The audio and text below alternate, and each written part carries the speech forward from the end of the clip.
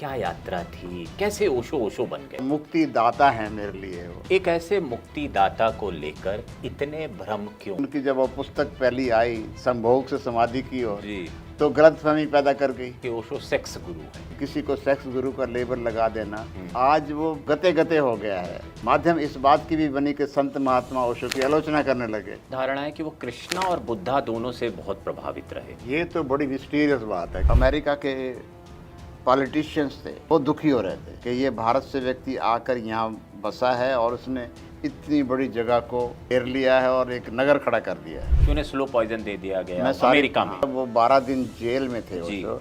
वहाँ ओक्लाहोमा की जेल में पॉइजन दिया गया था। जब ओशो को बिना वारंट के किसी जेल में रखा गया और उन्होंने गन पॉइंट पर ओशो को अरेस्ट किया। आपको लगता है ये घटना अगर नहीं हुई होती तो आज ओशो और बड़े होते? ओशो की ये छवि क्यों बनी कि वो हर चीज के विरुद्ध है? उस समय के जो भारतीय पॉलिटिशियंस थे उनसे ओशो के कैसे संबंध थे? प्रखर वक्ता के लिए सरकार भी चिंतित होती थी। एक समय में हम उन्हें आचार्य रजनीश जानते थे, फिर ऐसा व्यक्ति अपने आप को भगवान क्यों कहलवाता है?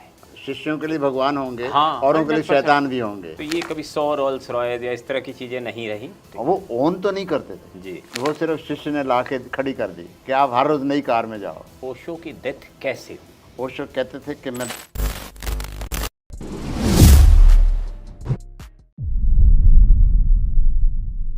नमस्कार, धर्म कर्तव्य परंपरा और मर्यादा के इस साक्षात्कार सीरीज में आपका स्वागत है। धर्म और आध्यात्म दो गंभीर विषय हैं। जहां धर्म आपको सीमित करता है तो आध्यात्म आपको एक आज़ादी देता है। धर्म और आध्यात्म के क्षेत्र में कार्य करने वाले गुरुओं की श्रृंखला में कुछ ऐसे व्यक्तित्व हुए जो इन परिभाषाओं से बहुत आगे चले गए।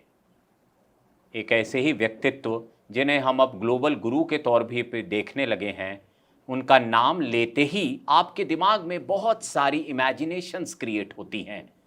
उन्होंने धर्म और आध्यात्म के क्षेत्र में नई परिभाषाओं को गढ़ा और साथ ही साथ अपने व्यक्तित्व के इर्द गिर्द ऐसे ऐसे कार्य किए जिनकी कल्पना करना मुश्किल है। आज हम जिस गुरु के साथ बैठे हैं वो उस महाविभूति के संग रहे। ये कठिन वर्ड हो सकता है आपको उस विभूति से जोड़ने में मदद न कर रहे हों, क्योंकि जब मैं उनका नाम लूंगा तो आप थोड़े से आश्चर्य में पड़ जाएंगे। जैसा मैंने कहा कि इमेजिनेशन को लेकर, उस व्यक्तित्व को लेकर बहुत सारी कल्पनाएं हैं। मैं बात कर रहा हूं ओशो की, आचार्य रजनीश की, भगवान की।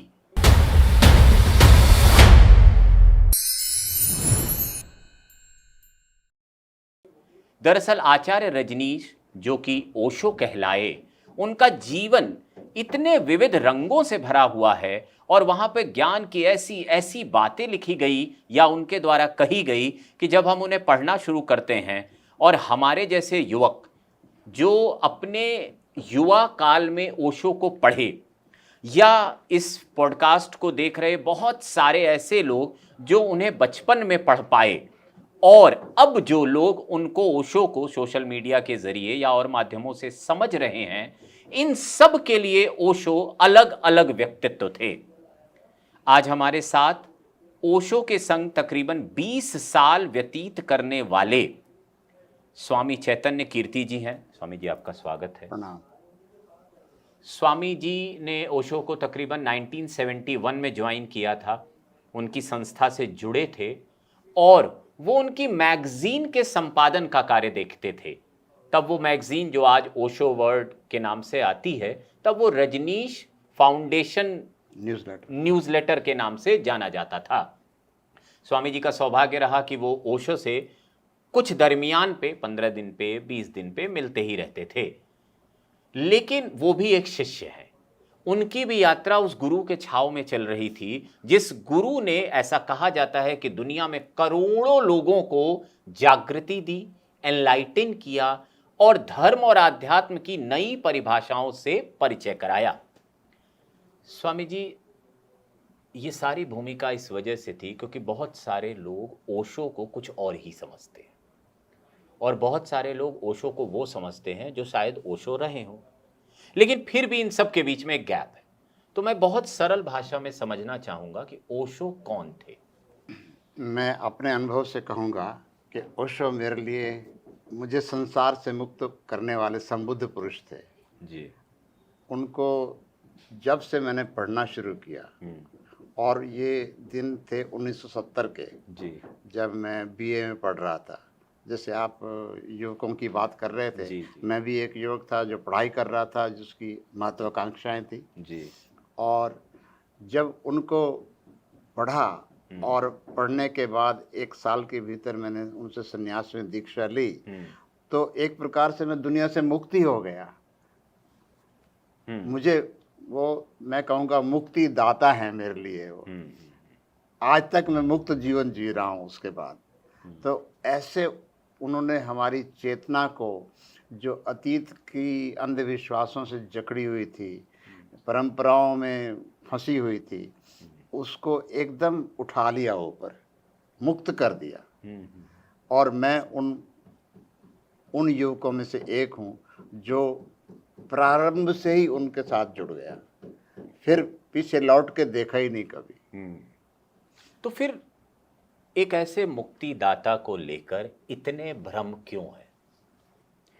भ्रम तो होते ही हैं, क्योंकि सबका जो अपना चेतना का स्तर है जी। उसकी अभी वैसी अवस्था नहीं है हाँ। कि वो उन बातों को समझ सके जो संबुद्ध कह रहे होते हैं, कबीर कह रहे होते हैं, नानक कह रहे होते हैं, बुद्धा कह रहे होते हैं, महावीर कह रहे होते हैं। क्योंकि उनकी इन्वेस्टमेंट होती है अपने जीवन के साथ, न्यस्त स्वार्थ होते हैं, तो इतने परिपक्व ही नहीं होते कि वो समझ सकें उन बातों को। तो वो प्रक्षेपण करते हैं ऐसे गुरुओं पर, ऐसे बुद्ध पुरुषों पर, कि पता नहीं ये भटका तो नहीं देगा। और अगर आप संसार की भाषा सोचें तो वो ये सभी उनको, युवकों को सलाह देते हैं कि आप भटक जाओगे, ऐसे छोड़ो मत, भागो मत। और ओशो तो भागने को कहते भी नहीं हैं। ओशो तो कहते हैं जहाँ तुम हो वहीं रहो और अपने को रूपांतरित करो। अब ये भाषा सबको समझ में नहीं आती है। या तो आप सन्यासी त्यागी होते हैं, या आप गृहस्थ होते हैं, या आप जीवन के क्रियाकलापों में व्यस्त होते हैं जी। और या आप हिमालय चले जाते हैं। जी। तो ओशो ने कहा हिमालय आपके भीतर है, आप घर पे रहो, आप अपने कार्यों में रहो और अपने को रूपांतरित करो इन चुनौतियों का सामना करते हुए। तो यही बातें जब स्वामी विवेकानंद कहते हैं कि हर प्रश्न का जवाब तुम्हारे अंदर है, तो उनकी एक्सेप्टेंस एक बहुत ही मोरल फिगर के तौर पे ली जाती है। यही बात जब ओशो कहते हैं तो उनकी एक्सेप्टेंस वैसी क्यों नहीं ली जाती है? देखो, आज तक जो साधु महात्माओं की जो पारंपरिक अप्रोच रही है, जी। वो ये रही है कि वो सिर्फ शुद्धतम वही भाषा बोलते हैं जो त्याग से, संन्यास से, धर्म से, नीति से जुड़ी हुई होती है। लेकिन ओशो सभी आयामों को सर्वांगीण रूप से स्वीकार करते हैं, सब अंगों को, सब आयामों को एक साथ स्वीकार करते हैं। तो ओशो कहते हैं जीवन को जियो, जीवन को भोगो और जीवन को अनुभव करो। और वो उपनिषद का सूत्र कहते हैं तेन त्यक्तेन भुंजिता, उन्होंने ही त्यागा जिन्होंने भोगा। अब ये बात समझ में नहीं आती है जी। इसी कारण से उनकी जब वो पुस्तक पहली आई संभोग से समाधि की ओर, जी। तो गलतफहमी पैदा कर गई। वो तो कह रहे हैं कि पहली सीढ़ी को जीते हुए ऊपर उठो, समाधि की ओर जाओ। हाँ। लेकिन उसका तिरस्कार नहीं करना है, निंदा नहीं करनी है, क्योंकि आप उसमें से पैदा हुए हैं, आपका जन्म ही उसी से निकला है। तो ये गलत कैसे हो सकता है? तो अब मैं अगर आज के परिप्रेक्ष्य में सोचूं, और कुछ साल पहले मैंने एक वीडियो बनाया था, अगर ओशो आज जिंदा होते, और वो वीडियो बहुत देखा गया। इसी चैनल, यूट्यूब चैनल पर ही वो वीडियो है जहाँ पे ये इंटरव्यू जा रहा है। तो अगर ओशो आज होते तो क्या आपको लगता है वो प्रासंगिक होते? इसकी वजह आपको समझा दूं। पहला, थंबनेल का ज़माना है, और अगर संभोग से समाधि नाम का थंबनेल बनाया जाए तो उसको हम ये कहेंगे कि ये आकर्षित करने के लिए बनाया गया। दूसरा, स्वाइप का ज़माना है, तो आजकल परम ज्ञानी लोग भी ये चाहते हैं कि उनका कंटेंट सोशल मीडिया पे हो। तो एक हम ऐसे दौर में आ गए हैं जहां एक मुक्तिदाता कंटेंट क्रिएटर बन चुका है। तो आपको लगता है अगर आज ओशो होते तो वो उतने ही प्रासंगिक होते? ओशो सदा प्रासंगिक हैं क्योंकि ये समस्याएं सनातन काल की हैं, सनातन हमेशा रहती हैं ये। और ओशो ने जो ये शीर्षक चुना, थंबनेल की जो बात कर रहे जी। हैं, उसका एक तो है बहिर्पक्ष, बाहर का पहलू है कि लोग उससे आकर्षित हों, और हुए भी। आज तक वो बेस्ट सेलर है पुस्तक। लेकिन उसका दूसरा पक्ष है यथार्थ का, जी। कि वो आपके जीवन का अभिन्न अंग है। आप उससे ऐसे छुटकारा नहीं पा लेते जब तक कि आप जिए नहीं उसको। तो उसको जिए और सजगता से जिए, परिपूर्णता से जिए और मुक्त हो जाएंगे। जैसे एक परिपक्वता आती है तो आप अपने आप उससे ऊपर उठ जाते हैं। ये ऐसे अगर आप उसका विरोध करते हैं, निंदा करते हैं, दबाते हैं, दमन करते हैं, तो आप उसी में लिप्त रहते हैं, क्योंकि चेतना वहीं वहीं घूमती है जो उसको नहीं मिलता। तो ओशो तो इस अर्थ में सभी युवकों के लिए मुक्तिदाता हैं कि उन्होंने उनकी वहाँ से जो मूल समस्याएं हैं वहाँ से शुरुआत की। और प्रेम की जो सीढ़ी है वो नीचे की ओर भी जाती है, ऊपर की ओर भी जाती है, बीच में प्रेम आता है। नीचे की सीढ़ी सेक्स है, अंतिम सीढ़ी समाधि है, करुणा के फूल खिलते हैं। पर आप उसको अवॉइड नहीं कर सकते, वो जीवन का अभिन्न अंग है। लेकिन उसको समझपूर्वक जी कर आप उससे मुक्त जरूर हो सकते हैं। लड़ेंगे तो कभी मुक्त नहीं होंगे। तो फिर ये जो चस्पा लगाया गया कि ओशो सेक्स गुरु है, मतलब वो नीचे वाली सीढ़ियां क्यों गिनी जा रही हैं, ऊपर वाली क्यों नहीं गिनी जाए? उसका कारण ये है कि वो इस दायरे से बाहर कभी सोच ही नहीं पाते हैं लोग जो जो लगाते जी। हैं। और दूसरा, जर्नलिज्म वालों को भी ये उनके लिए ज़रूरी है कि कैसे उनका पेपर बिकेगा। वो शीर्षक उनके लिए बहुत ज़रूरी है, किसी को सेक्स गुरु का लेबल लगा देना।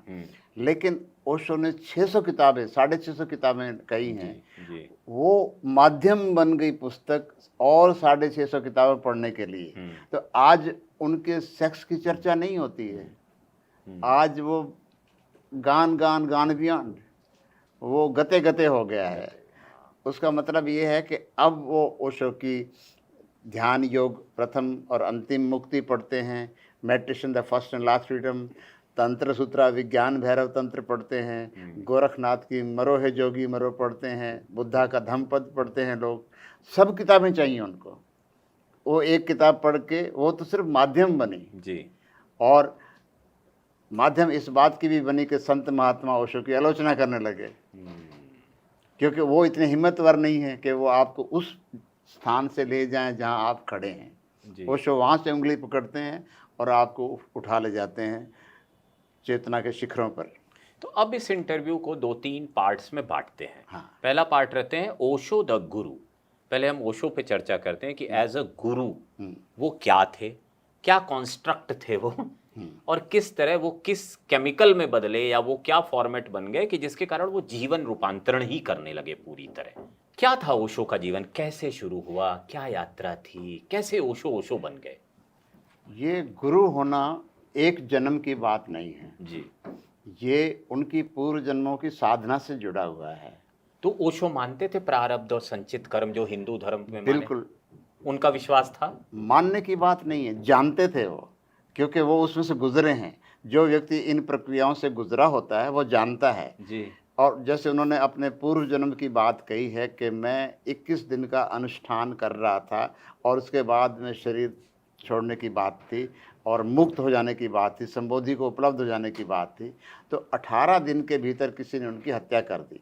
तो वो 3 दिन रह गए थे जो उनका अनुष्ठान पूरा नहीं हुआ था पूर्व जन्म में। मतलब ओशो ने पूर्व जन्म की घटना बताई। हाँ, और जो गुरु होता है जिसने पूर्व जन्म में साधना की होती है वो पैदा ही जागृत होता है। जैसे आप झीना सा पर्दा रह गए, आपने हटाना और पार हो जाना है। आप उसको उस सूर्य की पहली किरणों को देख रहे हैं, आलोक पहले आ रहा है आपके भीतर, अभी सिर्फ उसको आपने हटा देना है और आप सत्य में प्रवेश कर गए। तो इतने तक तो पूर्व जन्म में ही पहुंच गए थे वो। जी जी जी। तो वो जागे हुए पैदा हुए और जो जागृत पैदा होता है उसको तो अपना पथ प्रशस्त करना आता है कि मुझे बस ये पूर्ण उपलब्धि करनी और बांटना है। तो उन्होंने कहीं लिखा कि वो पूर्व जन्म में क्या थे, कहाँ थे? हाँ, तिब्बत में थे। अच्छा, लामा तिब्बत थे? में, हाँ तिब्बत में। और उसकी पुष्टि की है हाँ। लामा कर्मपा ने हाँ। कि जो तिब्बत में क्या करते हैं कि जो उनके पहुँचे हुए गुरु होते हैं जी, उनकी बॉडी को रखते हैं, रिस्टोर करते हाँ हैं, रिस्टोर बिल्कुल, करते हैं। बिल्कुल, हाँ। और जैसे दलाई लामा है और लामा कर्मपा एक आध्यात्मिक तल के गुरु होते हैं जी, यहाँ पे उनकी परंपरा में। जी। तो ओशो के एक शिष्य जब लामा कर्मपा को मिलने गए तो उन्होंने लॉकेट देखा हुँ, और वो जो लामा थे वो इनके आगे झुक गए कि ये हमारे पूर्व जन्म के गुरु हैं, इनकी एक बॉडी हमारे यहाँ वहाँ रखी है वाह! तिब्बत में। हुँ, और बताया भी कि 97 नंबर है, ऐसा कुछ बताया। हुँ, हुँ, हुँ। तो ओशो जो अपनी वो बॉडी पूर्व जन्म की देखने गए? वो तो आप शरीर छोड़ के देख सकते हैं ना, आपको अच्छा, जाने की जरूरत नहीं है वहाँ पर। अच्छा। ऐसे तल का व्यक्ति तो बॉडी से आना जाना रहता ही है उसका बाहर ही। और ओशो ने कई बार कहा है, उदाहरण दिए कि मैं जब चाहूँ शरीर छोड़ के मैं ट्रैवल कर लेता हूँ। अच्छा, मतलब ये ठीक है, ओशो को पढ़ने वाले ये जानते होंगे। आम लोगों या मेरे लिए भी ये नई जानकारी है कि वो पूर्व जन्म में यकीन रखते थे और वो तिब्बती लामा थे पिछले जन्म में। तो ये तो हुआ पूर्व जन्म जो सिंचित और प्रारब्ध कर्म लेकर ओशो जन्मे। फिर क्या रहा उनका जीवन यात्रा? तो और मैं आपसे इसलिए जानना चाह रहा हूँ क्योंकि हाँ, आप करीब अभी रहे हैं। इसी में से उन्होंने बताया है, उनकी पुस्तक का नाम है मैं कहता आँखन देखी। हुँ, उसके पहले ही प्रवचन में महिपाल जो फ़िल्म एक्टर थे, जी, उन्होंने उनसे इंटरव्यू लिया था और पूछा था हाँ, कि आप कौन हैं, क्या हैं, जी, कैसे आपका इस पृथ्वी पर आना हुआ? हुँ, तो उन्होंने बताया कि वो जो 18 दिन के बाद 3 दिन रह गए थे, हुँ, उस यात्रा को मुझे पूरा करने में इस जन्म में 21 साल लगे।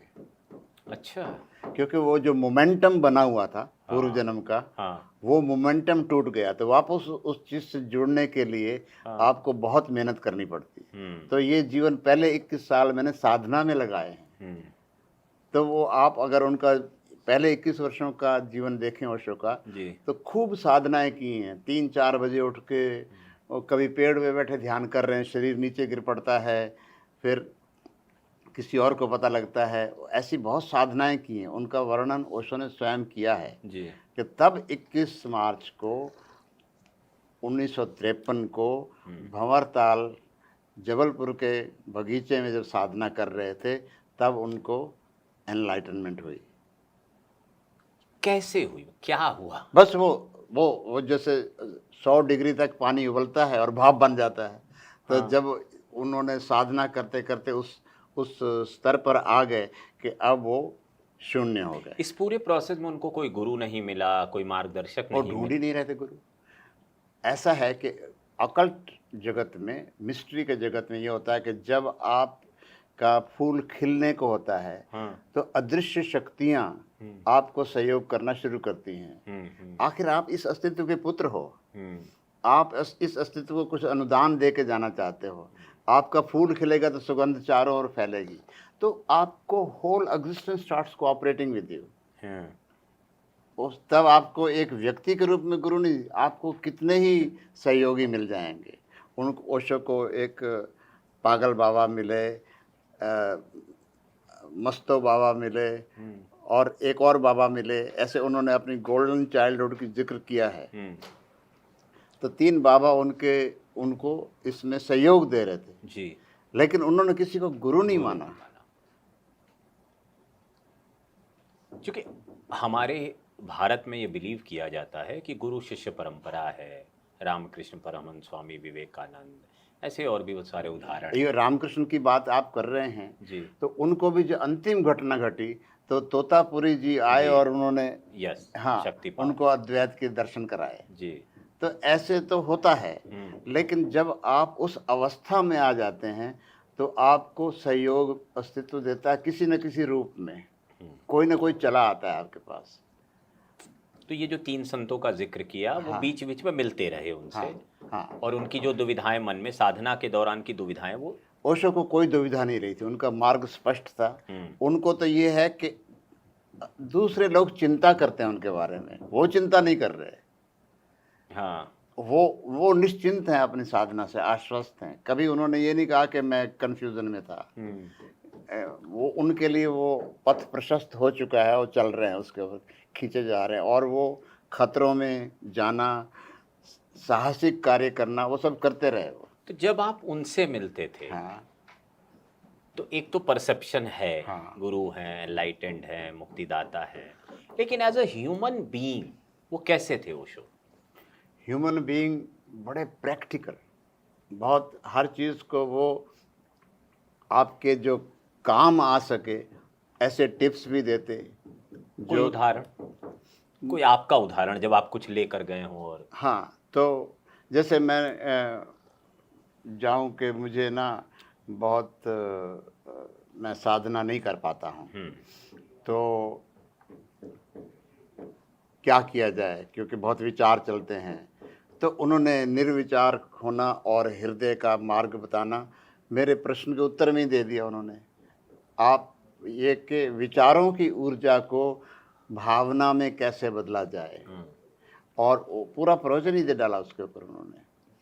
अब जैसे मुझे याद है, मेरे एक मित्र हैं, पुराने पत्रकार हैं, हाँ वो ओशो के पास गए तो ओशो ने उन्हें एक डायरी दी और कहा ये तुम्हारे जीवन की किताब है, हाँ। इसे घर ले जाकर खोलना। उन्होंने घर आके खोला तो वो पूरी ब्लैंक किताब थी। ये तो बड़ी मिस्टीरियस बात है, क्योंकि जो पुराने ज़माने में क्या होता था कि हर सूफी मास्टर जो है उसके पास ये ब्लैंक पुस्तक होती थी जी। और वो तकिए के नीचे रखता था जी, और तकिए के नीचे रखे तो शिष्य बहुत वो क्यूरियस हो जाते हैं Curious। कि ये इसमें क्या है? गुरु ने कुछ छुपा रखा अब है। वो दादी का संदूक है। हाँ, दादी का संदूक है। तो और वो हाथ नहीं लगाने दे उसको कभी भी। तो एक दिन उन्होंने ऐसी व्यवस्था की कि वो देख सकें उसको, तो खोल के देखा सारी कोरे पन्ने हैं, कुछ लिखा ही नहीं उसके ऊपर। लेकिन वो परंपरा ये है कि जब कोई दूसरा शिष्य ज्ञान को उपलब्ध होता था तो वो गुरु अपनी किताब उसको दे देता था, ये सूचना होती थी कि तुम उपलब्ध हो गए। ऐसा कुछ ओशो ने भी किया आप लोगों के साथ या किसी के साथ आपकी मंडली में? ओशो ने तो एक उपाय नहीं हजारों उपाय किए हैं सबके साथ, और क्योंकि उनके पास जो लोग आए पूरे विश्व से आए जी। एक भारत का मामला नहीं है, सूफी का मामला नहीं है। उनके पास योग वाले, तंत्र वाले, सूफी वाले, ताओ वाले, तंत्रा वाले सब आए।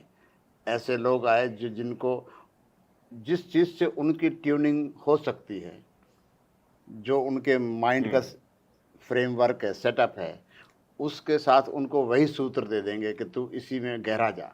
अब ये भी एक प्रश्न है कि इतना ज्ञानी कोई कैसे हो सकता है?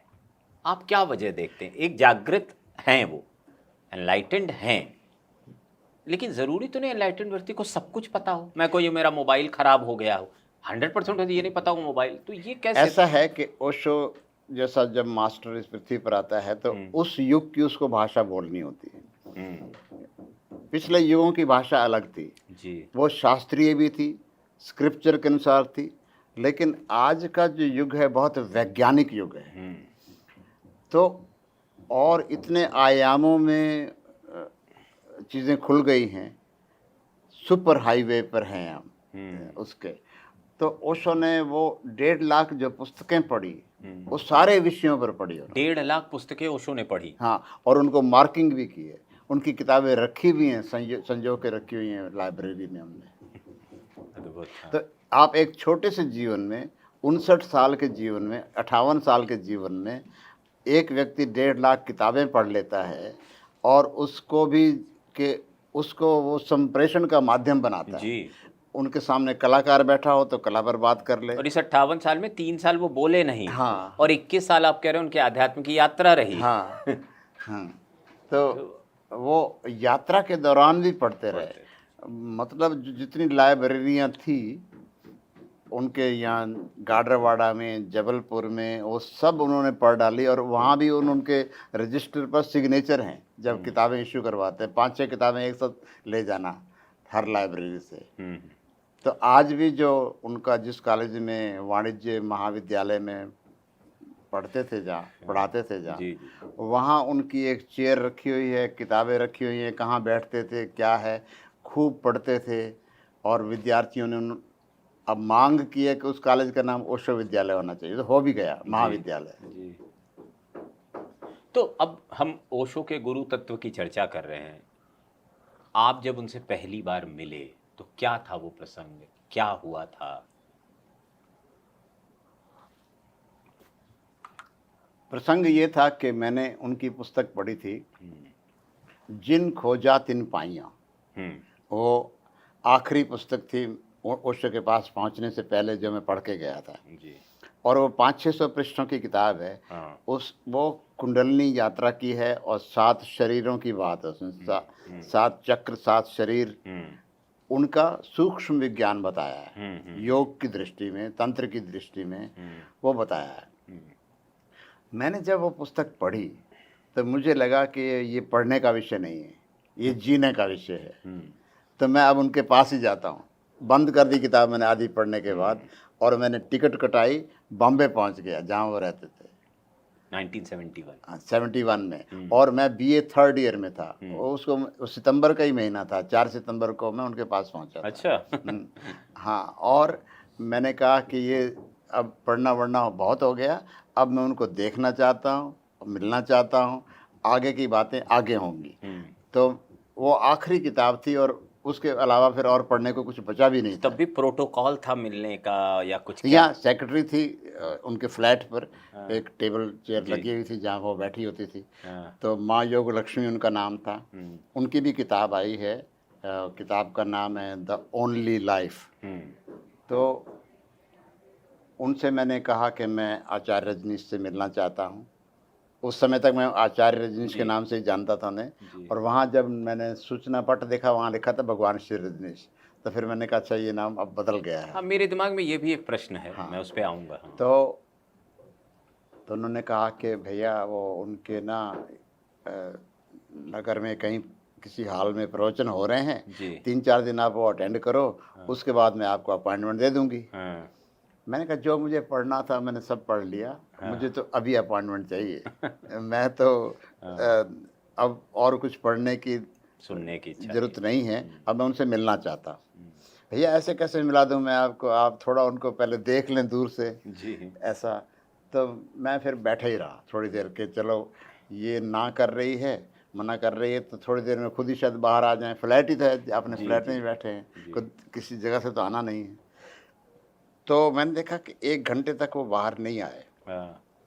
तब मैंने माँ लक्ष्मी को कहा कि एक उनके नाम में नोट लिख के भेजता हूँ, आप उनके पास ले जाइए और जैसा वो कहें मैं वैसा मान लूँगा। अच्छा। हाँ, मैंने ये रास्ता सोचा कि अब उनको ही मैं शब्द लिखूँ तो ताकि वो जैसा कहेंगे मैं मान लूँ। बिल्कुल। हाँ। सेक्रेटरी को जाने दो। हाँ। वो अपने नियम का पालन कर रही है। और ऐसा गजब हुआ कि मैंने जब 4 लाइनें लिख के दी। क्या लिखा आपने? मैंने लिखा, भगवान श्री, मैं पानीपत से यहाँ आया हूँ, रास्ते में कोई बाधा नहीं आई मुझे, पर अब मैं थोड़ी दूरी पर आपसे थोड़ी दूरी पर बैठा हूँ और इस बीच में कैसी दीवार है, कैसी बाधा है, मैं समझ नहीं पा रहा हूँ। और मैं क्या कहना चाहता हूँ नहीं कह पाऊँगा। मैं आ गया हूँ, यही मेरी अभिव्यक्ति है। अरे वाह, बहुत सुंदर। तो उन्होंने जैसे ही अंदर गया तो 4 लाइन को पढ़ने में देर नहीं लगती, वो तुरंत वापस आई कि चलो बुलाते हैं। तो इतनी तुरंत घटना घटी। हाँ। और वो कहती वो रहा कमरा, आप जाइए मिल लीजिए। तो मैंने द्वार खोला। क्या समय था? हाँ, यही समय था, शाम का। हाँ, यही समय था। और पीछे सूरज ढलने की वो जो कांच पे लाइट पड़ रही थी, उस साइड को आ चुका था, पश्चिम की तरफ। कहाँ था फ्लैट उनका? Woodland apartment, Bombay, Peddar road. Peddar road. अच्छा। तो एक बड़ा साइकेडेलिक एटमॉस्फेयर सा बना हुआ था शाम के समय। जी। और जैसे थोड़ी देर में चाय पियेंगे, ऐसा टाइम हो गया। हाँ। और उनको मिलने का समय भी यही था, 2:30 से लेके 3:30-4 तक का समय था। और मैंने सोचा कि अगर ये टाइम निकल गया तो ये मुझे वैसे ही कहेगी टाइम निकल गया, आप जाइए। तो उसी के बीच में मैंने कह दिया ये कि मुझे मिला दो। हाँ।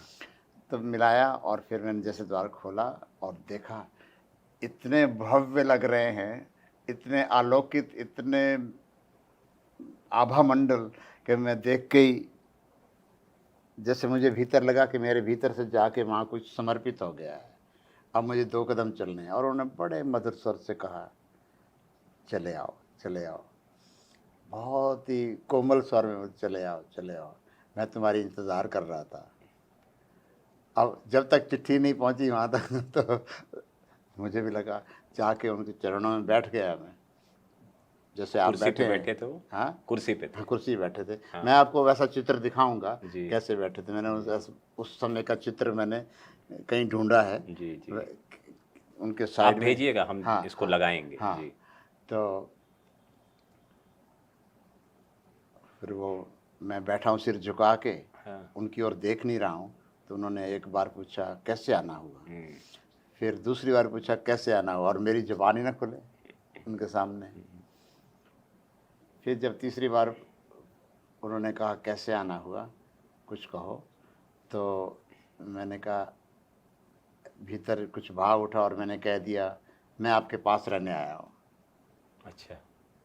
मेरे पास यहाँ ठागा लगाया, तो संन्यास लेना है आपको। तो देखो, वो जो भी आपके साथ रहने का वो हो, मैं तैयार हूँ। तो उन्होंने इंटरकॉम में को प्रेस किया और कहा, मधु माला लाओ। माँ आनंद मधु उस समय वो ओशो के सन्यास जगत की प्रथम सन्यासिनी थी, अच्छा जो बाद में उनको इंडिया चैप्टर का प्रधान बनाया हुआ था। अच्छा अच्छा। माँ आनंद मधु मोरारजी भाई की भतीजी थी। जी। तो कहा, मधु माला लाओ, और वो माला लेकर आई कमरे में। तो इसी बीच ओशो ने मेरे से पूछ लिया कि कोई घर की जिम्मेवारी तो नहीं है, कहाँ तक पढ़े हो, ऐसा प्रैक्टिकल बात। तो मैंने कहा, वो घर की बात तो अब रहने दो, मैं आपके पास आ गया। तो फिर माला जब वो लाई तो उनसे माला लेकर मुझे पहनाई और कहा, तुम्हें नाम देते हैं स्वामी चैतन्य कीर्ति। और उसके पहले उन्होंने लेटर पैड अपना निकाल लिया था, उसमें नाम लिख रहे थे बैठ के, और मैं तब उनको देख पाया जब उन्होंने लिखना शुरू किया। और क्योंकि नीचे देख मेरी, और उनको सीधा देखना बहुत मुश्किल था क्योंकि इतना तेज उनकी आंखों में कि चुंधिया जाएं। तो फिर कहा कि ये माँ आनंद मधु हैं, इनकी कीर्तन मंडली कल शुरू हो रही है और गुजरात जाएगी, आप इनके साथ जाओ मंडली में, वहाँ भी साधना होगी और मेरे संबंध में लोगों से बात होगी और कीर्तन होगा। और कुछ दिनों बाद माउंट आबू में कैंप है, निर्वाण उपनिषद पर कैंप था। तो मंडली वहाँ लौटेगी, 8 दिन फिर साधना करेंगे, ऐसे उन्होंने बता दिया। और 2-3 हफ्ते की ये यात्रा थी, इसमें घूम के आओ। तो ये तो बहुत अच्छा रहा कि शुरुआत में उनके दर्शन कर लिया। मैं दुनिया को बता सकता हूँ किसको मिल के आया हूँ। और मैं खूब मस्ती से बाहर निकला। तब माँ लक्ष्मी ने भी कहा, ये भैया चाय पियो, समोसा खाओ। VIP हो गए। फैमिली। हाँ, इमीडिएटली सारा कुछ बदल गया अंदर से आने के बाद। तो और मैं जब सन्यास लेकर बाहर निकला, देखा तो उस दिन वो गणपति बापा मोरिया पूरा बम्बई नाच रहा था। अनंत चतुर्दशी। हाँ, उस समय वो 4 सितंबर का दिन था 1971 में। गणेश के वो बड़े जुलूस निकल रहे हैं और मैं तो पहली बार ऐसा दृश्य देखा। बस अभी गुजरी है। हाँ, हाँ, तो वही उसी महीने की याद आ रही है मुझे, उसी दिन की याद आ रही है। और फिर जहाँ कीर्तन मंडली हमारी किसी धर्मशाला में बॉम्बे में रुकी हुई थी, उनके साथ शामिल हुआ और सुबह 4 बजे वलसाड़, नवसारी और इस ऐसे शहरों की तरफ यात्रा शुरू हो गई। और फिर गुजरात के बाद हम अहमदाबाद से माउंट आबू पहुँचे 2-3 हफ्ते के बाद, और वहाँ उनका कैंप अटेंड किया। फिर राजस्थान की यात्रा शुरू हुई, क्योंकि आश्रम तो कोई था नहीं हमारा, तो अभी रोड पर ही रहना था हमें सबको। तो 2-3 साल का ये समय चलता रहा। 74 में आश्रम खुला, 21 मार्च 1974 को पुणे में। तब हम उसके वहाँ आके रहने लगे और वहाँ उन्होंने मुझे अपनी जो पाक्षिक पत्रिका है उसका संपादन का कार्य सौंपा। अच्छा, तो जो आसपास के लोग हैं, कहा जाता है उनका बड़ा प्रभाव रहा ओशो पे। माँ आनंदशीला एक बहुत फेमस हो चुकी हैं ऑलरेडी, तो क्या ऐसा था? नहीं, प्रभाव तो ओशो का ही पड़ता है उनके ऊपर। उनका नहीं पड़ता है। अच्छा। क्योंकि शिष्य हैं वो तो। हाँ। वो तो अंधेरे में तमसोमा ज्योतिर्गमय की यात्रा करने आए हैं। हाँ। तो उनके जो माँ शीला थी, वो उनके पिताजी पढ़ रहे थे ओशो को पहले से। वो बड़ौदा रहने वाले थे। तो उन्होंने शीला को कहा कि अमेरिका वापस लौटो, क्योंकि अमेरिका में बार टेंडर का काम करती थी जी। उसके पहले इनके दर्शन कर लो, मैं तुम्हें ले जाता हूँ। जी। तो दर्शन करने गई तो वो हमेशा के लिए उनकी हो गई। अब तो फिर वो उसको अमेरिका में रहा ना जाए, फिर तो वापस ही आती रही। 2-3 बार वापस आई होंगी। जब आश्रम बन गया तो पूरी तरह, क्योंकि तब तक तो आश्रम था ही नहीं जी। 74 में जब आश्रम बन गया तो उसके बाद 75 में उसका आना जाना शुरू हुआ। तो जो आश्रम बनने का क्रम होता है, आज के संदर्भ में तो हमें समझ आता है आश्रम कैसे बनता है। तब क्या किसी ने ज़मीन दी, किसी ने, ऐसा कुछ होता है था? हाँ, जो जो ओशो को लाओ त्सु बहुत प्रिय थे। अच्छा। ताओ जी। चीन के जी। लाओ से। हाँ। तो वो लाओ त्सु हाउस नाम दिया ओशो ने उस जहाँ वो मूव हुए पुणे में। अच्छा। और उसके आगे एक वो कोठी थी, उसको भी खरीद लिया गया। हाँ। उसका नाम था कृष्णा हाउस। तो कृष्णा हाउस और लाओत्सु हाउस से आश्रम की शुरुआत हुई। और लाओत्सु हाउस खरीदा था उनकी एक ग्रीक डिसाइपल थी, माँ मुक्ता, ओके। जिसको नाम दिया था। तो उसने उसके लिए पैसा खर्च किया था। उस समय शायद 6 लाख का मिलता था, बहुत ज़्यादा नहीं था। तो वो लिया और फिर धीरे धीरे फिर लोग आने लगे और सहयोग करने लगे और आश्रम खड़ा हो गया। तो आप तो उनकी पत्रिका छाप रहे थे जिसमें ओशो खुद लिखा करते रहे होंगे। लिखते नहीं थे, वो प्रवचन देते थे, हम ट्रांसक्राइब करते थे। हाँ, और उसको उतार के छापते थे। तो इस पूरे प्रोसेस में आपको क्या लगा? मतलब एक आम धारणा है कि वो कृष्णा और बुद्धा दोनों से बहुत प्रभावित रहे, अमूमन हम ऐसा देखते हैं, ठीक है। लेकिन इसके अलावा और ऐसी क्या चीज़ें हैं जो आम लोग नहीं समझ पाते हैं? ऐसा है कि जो व्यक्ति उस तल पर स्वयं पहुंच जाता है तो उनके साथ उनकी रेजोनेंस होती है। अगर आप जीसस की पुस्तक पढ़ेंगे, कृष्णा की पढ़ेंगे, गीता पढ़ेंगे, ताओ उपनिषद पढ़ेंगे, तो आपने जो जाना है वो रेजोनेट होता है। तो जैसे किसी ने उस समय की अभिव्यक्ति दी, ओशो आज की अभिव्यक्ति देंगे, जो उनको मिला वो मुझे मिला। तो वो तो उस तल पे समकक्ष हैं। तो परिभाषाओं के हिसाब से ओशो को आस्तिक माना जाए या नास्तिक माना जाए? ओशो आस्तिकता नास्तिकता के अतिक्रमण कर जाते हैं। अच्छा। क्योंकि वहाँ ये विभाजन होता ही नहीं है। हाँ। वहाँ नेति नेति भी होता है और सर्व स्वीकार भी होता है। वहाँ शून्य भी होता है और पूर्ण भी होता है। शून्य से पूर्ण निकलता है और पूर्ण रहता है पीछे, और शून्य में सब समा जाता है। तो उनकी जो एक दृष्टि थी वो हर चीज को एनालिटिकल वे में देख के क्रिटिसाइज करने की क्षमता रखते थे। तो क्या ये अपने लिए भी वो अप्लाई करते थे या अपने संगठन के लिए भी अप्लाई करते थे डे टू डे में, क्रिटिकल एनालिसिस एंड ऑल? देखो, संगठन उनके आसपास खड़ा हुआ, वो संगठन में और ज़्यादा, इससे ज़्यादा उनकी इन्वॉल्वमेंट नहीं होती थी। वो तो एक कमरे में बैठे अपना साहित्य का अध्ययन कर रहे हैं और उनको जो सूचना भेजनी है सेक्रेटरी के थ्रू आ जाएगी वो, और जो दिशा निर्देश देने हैं या गाइडेंस देनी है वो प्रवचन में सबके लिए होगी।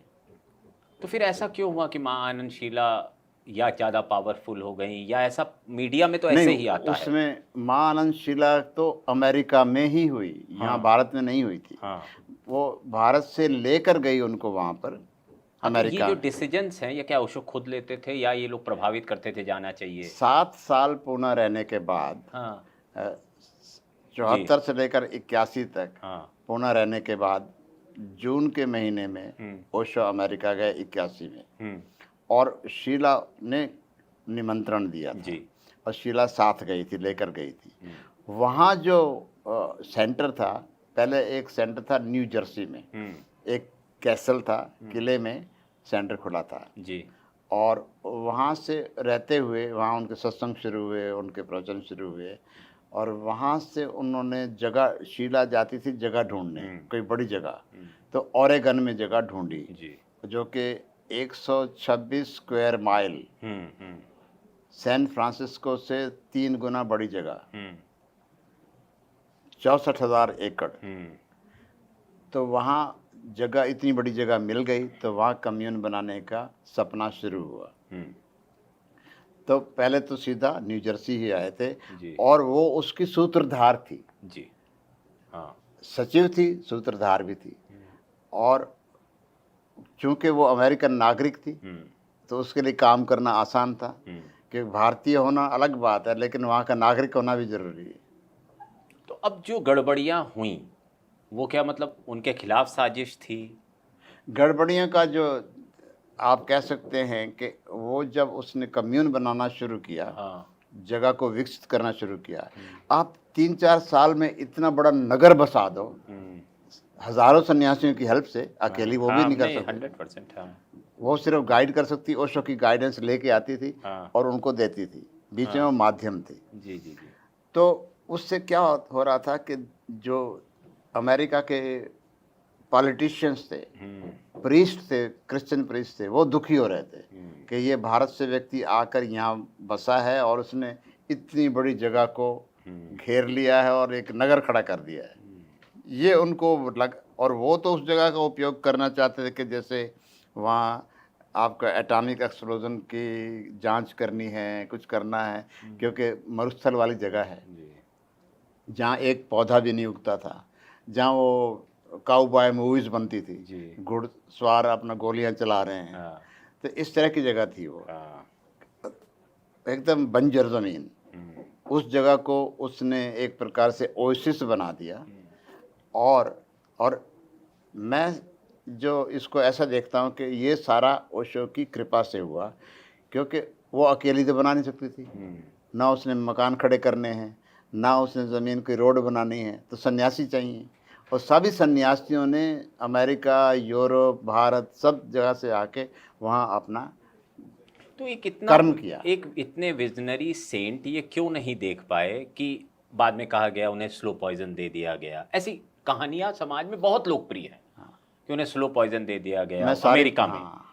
तो वो क्यों नहीं ये सब देख पाए कि ये गलत दिशा में जा रहा है? जैसे वहाँ एक्सपेरिमेंट्स को लेकर बहुत देखो, सारे। इसमें शीला बेकसूर है, शीला ने कुछ नहीं दिया ऐसा। ठीक है, शीला ने उन्होंने नहीं, मतलब ये कहा गया अमेरिकन ने दिया। हाँ, अमेरिकन का मतलब है जब वो 12 दिन जेल में थे जी। ओशो, वहाँ ओक्लाहोमा की जेल में पॉइजन दिया गया था। दिया गया। हाँ, वो वैसे उस थेलियम नाम की जो एक पॉइजन होती है, डॉक्टरों ने ब्लड को जब जांच की तो कहा कि, और जब ओशो को बिना वारंट के किसी जेल में रखा गया और ऐसा कह कर के आपका नाम रजनीश नहीं लिखेंगे इसके ऊपर, इसमें डेविड वाशिंगटन हम आपका नाम रखते हैं, ताकि कोई आपकी मृत्यु भी हो जाए तो ये ना समझे कि रजनीश की मृत्यु हुई। डेविड वाशिंगटन नाम लिखा उसके फॉर्म के ऊपर, और ओशो का इस नाम से आप साइन करो। तो उन्होंने कहा मैं साइन तो अपने नाम से करूँगा, तुम्हें जो अपना टाइप करना मेरा नाम वो कर दो। तो वहाँ डेविड वाशिंगटन लिखा है और ऊपर रजनीश के प्रणाम लिखा है, ये डॉक्यूमेंट है। तो क्या ओशो मनोवैज्ञानिक दबाव में थे? ऐसा नहीं, कुछ वो उस समय ये था कि ओशो को जब अरेस्ट किया गया, आप थे उस समय वहाँ? मैं था, वहीं था जी। तो उनकी जो फ्लाइट गई थी वेस्ट कोस्ट से नॉर्थ कैरोलिना की तरफ।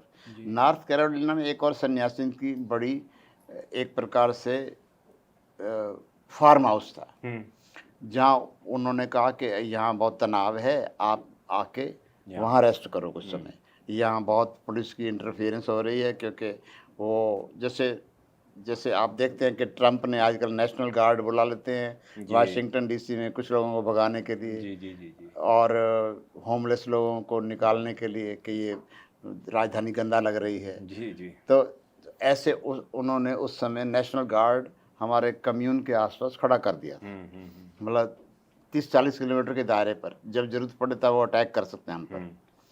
तो उसको डिफ्यूज़ करने के लिए ओशो ने उड़ान भरी, किसी और स्थान पर पहुंचे जी। और पहुंच रहे थे कि बीच में इंटरसेप्ट कर लिया गया और आपको नॉर्थ कैरोलिना में जहाज को उतारना पड़ा। और वहाँ उनको अरेस्ट कर लिया कि जब आप देश छोड़ के भाग रहे थे। उन्होंने कहा भाग कहाँ रहा था मैं तो भागना ही होता तो कनाडा 2 घंटे में पहुँच सकते थे, 6 घंटे की यात्रा क्यों करनी पड़ती। नहीं, कोई भाग नहीं रहे थे, वो अपने एक शिष्य की रेंच पर आ रहे थे, जी। फार्म हाउस पर आ रहे थे। तो और उन्होंने गन पॉइंट पर ओशो को अरेस्ट किया। हम्म, और वो तो चप्पल ही पहनते के दौड़ने वाले भी नहीं है कि तुम तो प्लेन से उतर रहे हैं। तो हमें तो हंसी आई कि ये क्या ऐसे आए हैं कि जैसे कि भाग ना जाए, हथकड़ियाँ लगाई ले गए। मतलब ये इतिहास की अकेली घटना होगी हाँ जहाँ एक धर्मगुरु या आध्यात्मिक गुरु के साथ ऐसा कुछ हो रहा था। और अब तो नेटफ्लिक्स पे एक डॉक्यूमेंट्री भी आई है जिसको हमने देखा, हालांकि उसमें एक पक्ष बहुत अलग तरीके से भी पेश किया गया है। तो ये जो सारी परिस्थितियां बनी, मैं उसके पक्ष की बात भी करता हूँ। हाँ, पक्ष ये था कि उस समय जो वहाँ के टीवी चैनल्स थे, उन्होंने जो न्यूज़ छापा था, टीवी पर दिखाया था, उसकी ना वीडियोज़ रखी हुई थी। तो एक जो ये कंपनी थी जिन्होंने नेटफ्लिक्स नाम से ये बनाया, वाइल्ड वाइल्ड कंट्री वेस्ट, बनाया, हाँ, वेस्ट वेस्ट नहीं, कंट्री, हाँ, वाइल्ड कंट्री। जो ये बनाया, वो आए थे शोध कार्य करने किसी फुटबॉल टीम के, तो वीडियो देखने आए थे वो। हाँ, तो वहाँ के लाइब्रेरियन ने कहा कि एक ये भी वीडियो रखे हैं, आपको कभी कुछ बनाना हो इसके ऊपर तो ये भी बना सकते हैं आप। उसने सुझाव दिया उस लाइब्रेरियन ने कि इस पर आज तक बात नहीं हुई है, ये वीडियो हमारे पास 300 रखे हैं यहाँ पर। तो वो जो टीवी स्टेशंस के जो एक रिकॉर्डिंग्स होती हैं, वो सब वहाँ सुरक्षित रखी हुई थी। तो वो उन्होंने उसको लिया और वाइल्ड वाइल्ड कंट्री वालों ने तो फिल्म आप लोग से परमिशन नहीं ली बनाने से पहले? नहीं, वो तो लाइब्रेरियन के पास, वो तो अलग अलग चैनल्स के न्यूज़ थे ना। अच्छा, उसमें आपसे पूछा नहीं? हाँ, क्यों पूछते वो तो उनकी फुटेज है, उनका कॉपीराइट था। लेकिन अल्टीमेटली वो ओशो को ही, हाँ, वो हमें हमारे लिए सरप्राइज रहा, हाँ, सरप्राइज की तरह रहा। तो वो जो है उसने, अब टीवी चैनल्स की जो रिपोर्टिंग है, जो रिपोर्ट कर रहा है, वो उसका उसका जो ढंग है करने का, वो अमेरिकन है। जो वहाँ के भाग रहे थे, ये हो रहा था, वो हो रहा था, उसको उसने जो जानकारी उस सरकार से मिली वो वाला है। तो वो सारे 300 घंटे के जो वीडियो थे उसके कारण बना।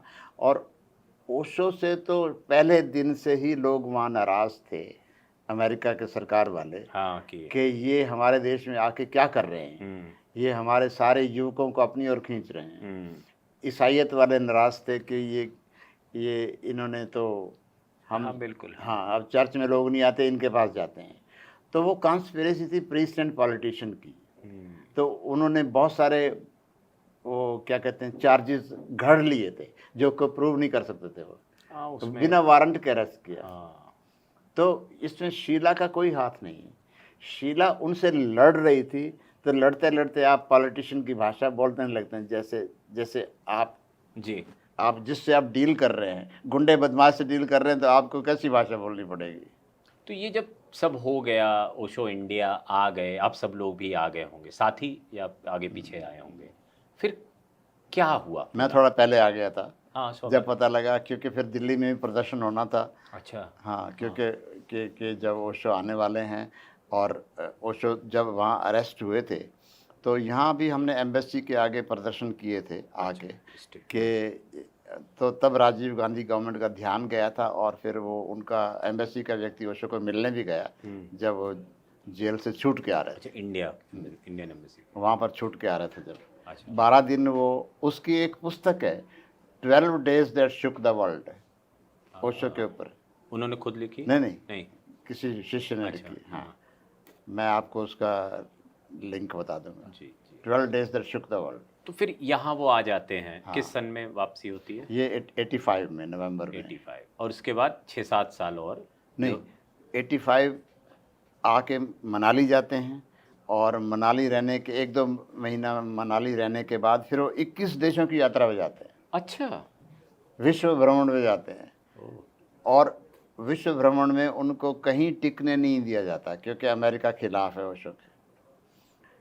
तो इसके पहले कि अमेरिका पहुंचे, CIA की जो फाइल थी अमेरिका ओशो के खिलाफ, वो हर देश में पहले पहुंच जाती थी। तो वो अमेरिका पीछे लगा हुआ था कि इनको किसी भी देश में टिकने नहीं देना।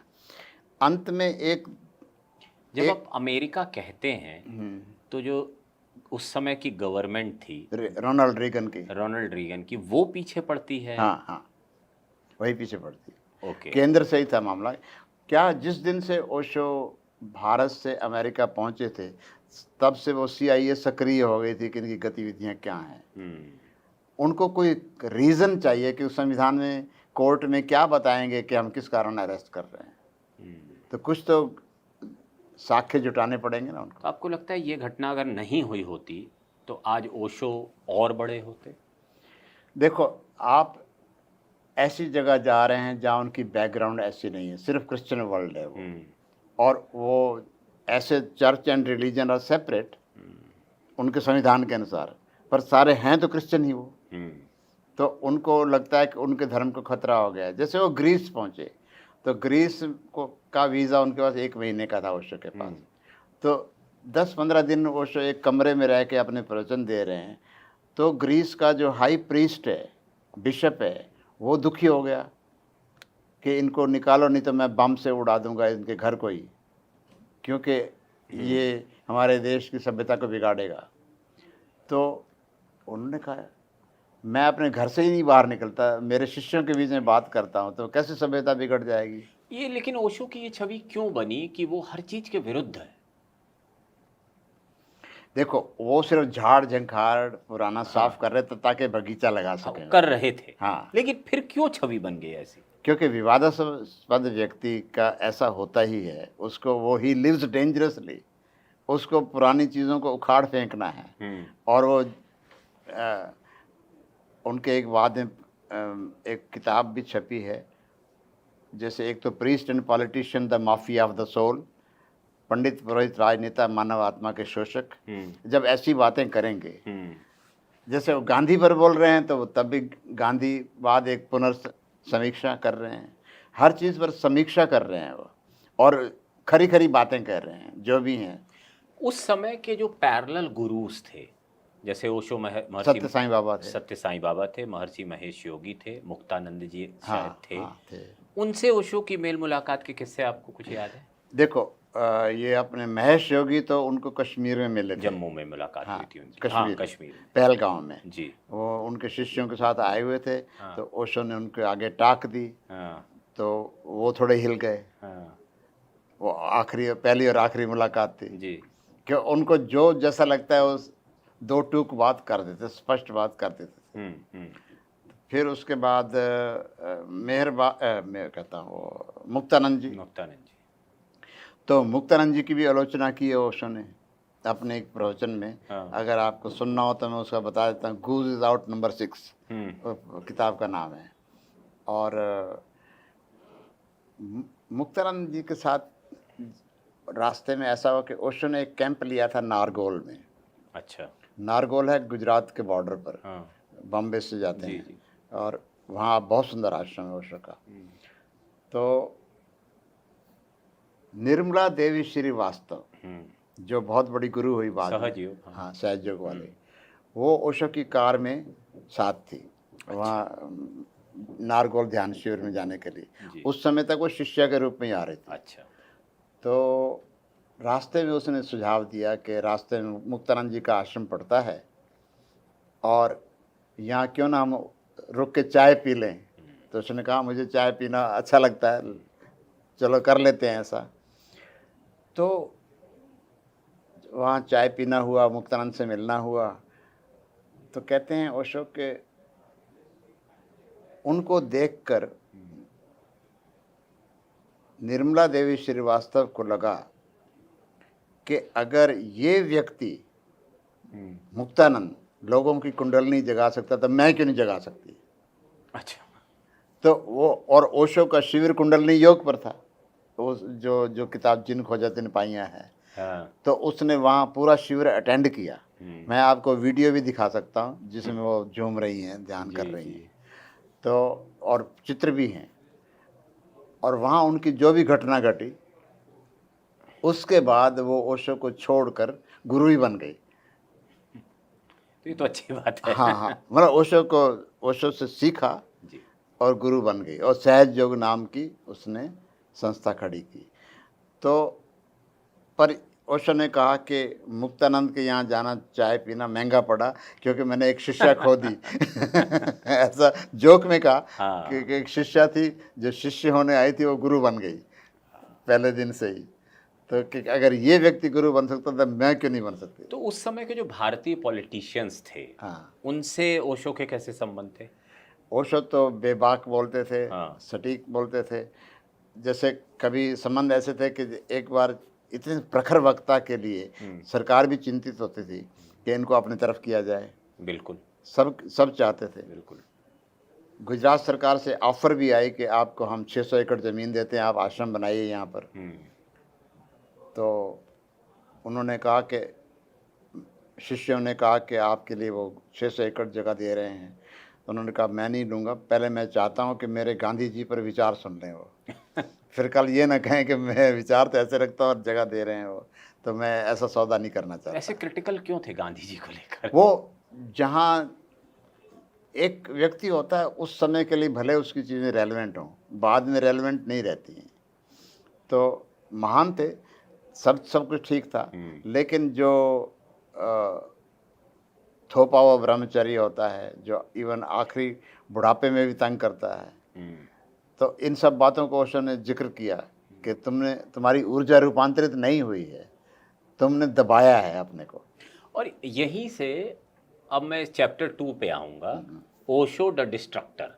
फ्रैंकली किसी भी चीज़ में आस्था न होना, क्योंकि हमारे राष्ट्र के प्रतिबिंब होते हैं, और महात्मा गांधी बहुत महत्वपूर्ण थे भारत की आज़ादी के लिए। उतना वो भी मानते हैं। उतना, हाँ। तो ऐसा क्या था ओशो में जो हर चीज़ को डिस्ट्रक्ट करने पे लग जाता था? नहीं, वो जैसे एक बार एक लेवल पर पहुंचने के बाद जब चीज़ें अनुयायियों के हाथ में आती हैं तो पाखंड हो जाती हैं। तो उनका तो जो 1947 के बाद जो रोल शुरू हुआ, ऐसे तो गांधी जी कहते थे कि मैं बहुत लंबा जीना चाहता हूँ, लेकिन जब उनको लोग अवहेलना शुरू हो गई गांधी जी की, गांधी जी के विचारों पर कोई चलना ही नहीं चाहता था। बाद में जब सरकार बनना शुरू हुआ तो ये सारी बातें ना उनकी उपेक्षा शुरू हो गई। तब अब मैं जी के क्या करूँगा। पर ऐसा ही ओशो के साथ नहीं हुआ? हाँ, सबके साथ होता आज है। बंटवारे हो चुके हैं। हाँ, मैं ये कह रहा हूँ कि ऐसा नहीं है कि ये कोई हमेशा के लिए सब होता है। तो एक बड़ी फौज खड़ी हो गई एक महान पुरुष के आसपास, तो वो सब तरह के लोग आएंगे। पहले तो जैसे आप स्वतंत्रता संग्राम में वो लोग आए थे जिनके जज्बा था। फिर धीरे धीरे जब देखा सरकार बन रही है तो ऐसे न्यस्त स्वार्थ वाले भी तो लोग आ जाएंगे ना। क्योंकि मैं इसको इस तरह देखूंगा कि एक समय में हम उन्हें आचार्य रजनीश जानते थे, फिर ऐसा व्यक्ति अपने आप को भगवान क्यों कहलवाता है? भगवान अपने अनुभूति के बल पर कहता है।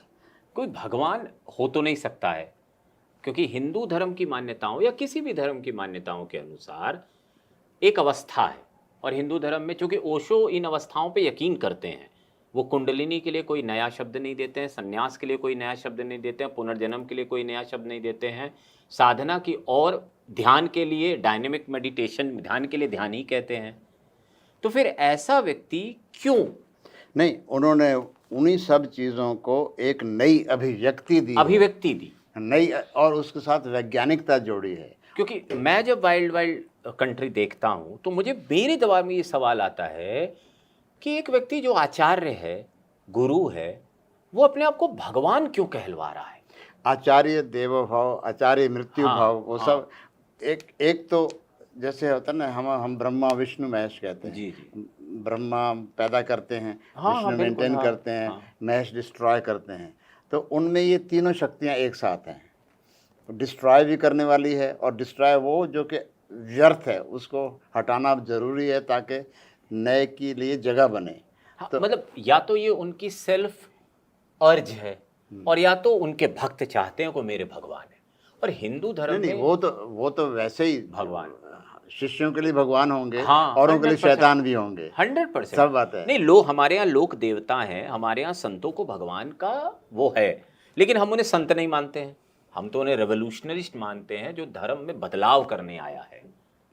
अब शीर्षक देखिए, जब वो कहते हैं मैं धर्म नहीं धार्मिकता सिखाता हूँ। जी। जो धर्म की सुगंध है, सुवास है, मेरा उससे आग्रह है, ना कि धर्म की जो पाखंड वाली रूपरेखा है, वो जो कहते हैं क्रियाकांड वाली रूपरेखा है। बिल्कुल, हाँ, उससे मुक्त कर दिया धर्म। और रोचक, आर्य समाज का आंदोलन भी इसी के खिलाफ होता है, ब्रह्मो समाज भी इसी के खिलाफ होता है, और आज भी अगर आप देखेंगे तो गायत्री परिवार है, वो इतना बड़ा संगठन इसलिए खड़ा है क्योंकि वो परंपराओं को लेकर एक नई राह देता है। मैं उस पॉइंट पर आता हूँ कि भगवान क्यों कहते हैं। हाँ। हाँ, जिस व्यक्ति ने अपने भीतर भगवत्ता का अनुभव कर लिया, अहम मिट गया, शून्य अवस्था पा ली, वो भगवान ही होता है। जिसके भीतर अपने भीतर भगवत्ता के दर्शन हो गए, मैं की भांति मिट गया, जी। अब जो परमात्मा करवाता है तो उसका वो नहीं लेता कि श्रेय कि मैंने किया वो। तो कभी उन्होंने जिक्र किया कि वो अद्वैत को मानते हैं या द्वैत? मानने की बात तो उनके साथ नहीं, जुड़ती नहीं है नहीं। किसी भी चीज़ के। अच्छा। और एक चीज़ को मानेगा तो फिर दूसरी चीज़ कहाँ जाएगी? तो वो तो सब जीवन दर्शन की जो हाँ। परिभाषाएं हैं सबको लेके चलते हैं साथ में। सांख्य भी उनका, योग भी उनका, तंत्र भी उनका, सूफी भी उनका, ताओ भी उनका, हसीद भी उनका, जैन भी उनका, सब कुछ उनका है। तो अब आज के समय में, और चूंकि डिस्ट्रक्टर वाली चीज़ इसलिए कह रहा हूँ क्योंकि अब आपके ही संगठन में बहुत बंटवारे हो चुके हैं। पूना कम्युन कोई और देख रहा है, ओशो वर्ल्ड को मुकदमे तक हो चुके हैं। ये क्या स्थिति है? मैं मुकदमे के लिए आया था कल यहाँ पर तो वो और सुप्रीम ऐसा कोर्ट, क्यों हुआ? उसका कुल कारण इतना है कि जो दो मुख्य बात है व्यक्ति के भीतर, एक बुद्धि है और एक हृदय है।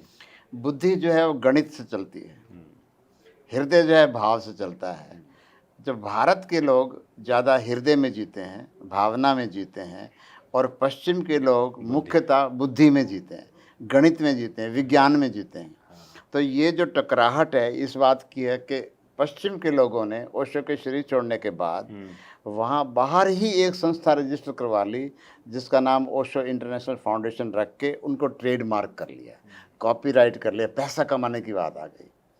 और भारत ये नहीं चाहता था। नियो सन्यासी। हाँ, भारत के सन्यासी, भारत के लोग वैसे ही चाहते थे कि जैसे सर्वसुलभ हो। तो हमने जब ये देखा कि अब ओशो को जंजीरों में जकड़ लिया गया, कमाई का साधन बना लिया गया है और ट्रेडमार्क करवा दिया गया। ट्रेडमार्क तो ट्रेडर्स का ही होता है ना, और किसका होता है? और बुद्धत्व को ट्रेड की विषय नहीं है। तो जब हमने सबसे पहले oshoworld.com वेबसाइट का नाम रखा, जी। अंसल प्लाजा में ओशो वर्ल्ड खोलने के बाद, तो हमें अमेरिका से ही नोटिस आया। तब हम बटे आपस। अमेरिका से नोटिस आया कि ये हमारा ट्रेडमार्क है, आप इसको नाम नहीं रख सकते, आप वेबसाइट नहीं बना सकते। तो फिर हम वो केस 1-2 महीने में जीत गए अमेरिका में। बिल्कुल। और फिर उसके बाद जब देखा कि उन्होंने मेडिटेशन को ट्रेडमार्क बना लिया है, कुंडलिनी, डायनेमिक, भाई ये तो भारतीय नाम है वैसे भी, आप कैसे अपना ट्रेडमार्क बना सकते? हल्दी आप थोड़ी हल्दी पैदा करते हैं ये तो यहाँ की बात है। ऐसे ही योगा यहाँ का नाम है सारा, नटराज यहाँ का नाम है, तो आप कैसे उसको ट्रेडमार्क करते हैं? तो हमने उनको वो भी चैलेंज किया और 7-8 साल लगे और हम वो केस भी जीते अमेरिका में। कारण ये है कि हम तो भावना में जीने वाले लोग थे और उन्होंने सिर्फ तर्क, सिर्फ व्यवसाय, सिर्फ ओशो को कैसे कमर्शलाइज करना है, इस आयाम को पकड़ा। अब उनका तर्क ये होता है कि अगर हम ट्रेडमार्क नहीं करेंगे तो कोई भी छापेगा। हाँ, तो शुद्ध कैसे रहेगा? तो हमें तो बेचना है, हम कंट्रोल करना है। हम कहते हैं नहीं, तुम सर्वसुलभ करो ना, तुम बड़ी लकीर खींचो। कैसे कोई कर पाएगा? जब सारी चीज़ें सर्वसुलभ होंगी तो वो ये भावना की बात है। अब ये जो ट्रेनिंग्स होते हैं, सेमिनार्स होते हैं, या आप लोग के जो सेशंस होते हैं, तो क्या इसमें जो रेवेन्यू मॉडल है वो क्या कंट्रीब्यूट होता है कहीं?